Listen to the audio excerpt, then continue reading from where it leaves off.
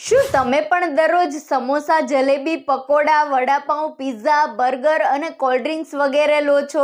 તો સાંભળો, આ આરોગ્ય મંત્રાલયની ચેતવણી છે. જમવામાં તળેલું અને વધારે પડતું ખાંડવાળું ખાવાનું જોખમભર્યું છે.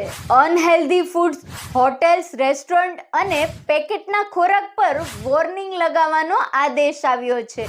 આ અનહેલ્ધી ફૂડ ખાઈને પિત્તદોષ, એસિડિટી, માથાનો દુખાવો, શુગરની સમસ્યા, લીવરની સમસ્યા, મોટાપો એટલે કે વજન વધારો, હાઈ બ્લડ પ્રેશર અને હાર્ટ એટેક સુધીનો ખતરો થઈ શકે છે.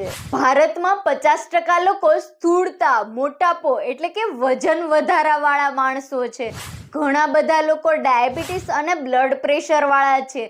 દર વર્ષે 40 લાખ લોકો મૃત્યુ પામે છે આવા ખોરાકના કારણે.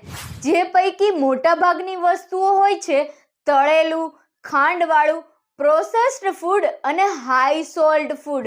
આ બધાનું મુખ્ય કારણ છે મોટાભાગની વસ્તુઓ બનાવટી હોય છે, શુદ્ધ નહીં. સવાલ સ્વાદનો નથી, તમારા સ્વાસ્થ્યનો છે. દેખાવમાં સ્વાદિષ્ટ તમારા શરીરને કેટલું બધું નુકસાન આપે છે.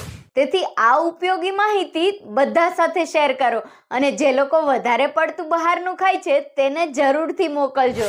વિડીયો શેર, લાઈક અને ફોલો કરવાનું ભૂલશો નહીં.